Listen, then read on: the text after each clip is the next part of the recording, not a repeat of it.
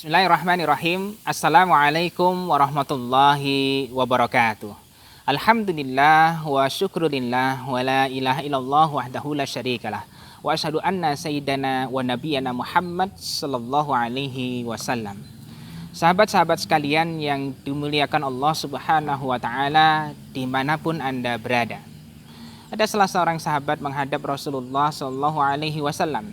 Ya Rasulullah, kulli fil Islam la as'aluhu anhu ahadan ghairak. Katakanlah ya Rasulullah kepada saya satu hal tentang Islam ini yang dimana saya tidak perlu lagi bertanya kepada orang lain tentangnya. Maka Nabi Shallallahu Alaihi Wasallam kemudian bersabda, qala Nabi Shallallahu Alaihi Wasallam, kul amantu billahi sumastaqim. Katakanlah, aku beriman kepada Allah Subhanahu wa taala, kemudian aku istiqomah.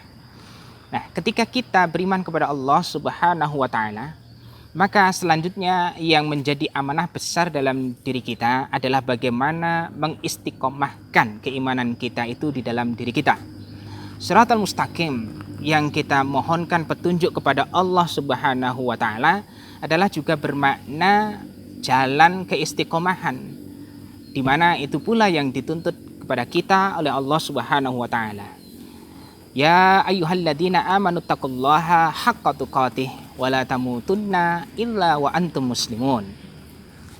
Sesudah kita beriman kepada Allah Subhanahu wa taala, maka Allah mengatakan jangan sampai kita meninggal kecuali dalam keadaan sebagai seorang muslim.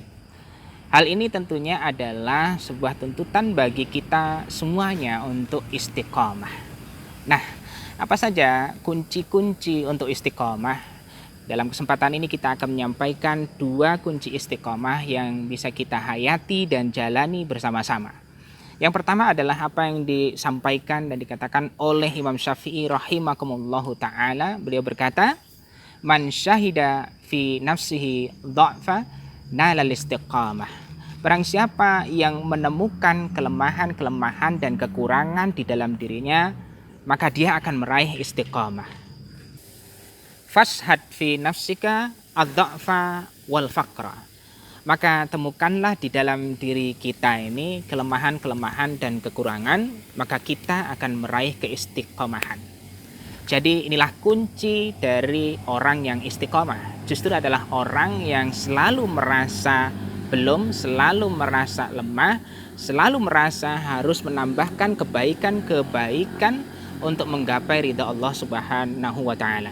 Jadi jangan pernah merasa cukup dalam hal ini. Nah, inilah kunci istiqomah yang pertama. Yang kedua, Rasulullah Shallallahu alaihi wasallam bersabda, ahabbul a'mal ilallahi adwamuha wa in qalla. Maka sesungguhnya amal perbuatan yang paling dicintai oleh Allah Subhanahu wa taala adalah yang didawamkan, dilakukan secara terus-menerus dan rutin, meskipun amal perbuatan itu kecil dan sedikit. Karena sesungguhnya amal perbuatan yang didawamkan dan dilakukan secara rutin dan terus-menerus, meskipun itu sedikit dan kecil, akan melatih dalam diri kita rasa ikhlas.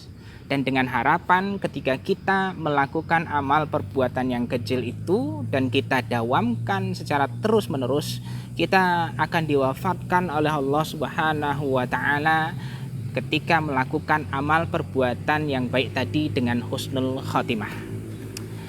Demikianlah maka kita selain amal-amal perbuatan yang fardu, kata para ulama, kita juga harus mempunyai amalan-amalan yang meskipun kecil dan sedikit tetapi didawamkan secara terus-menerus sehingga melatih di dalam diri kita rasa ikhlas dan istiqomah dan dirahasiakan sehingga yang tahu hanya kita dan Allah Subhanahu wa taala.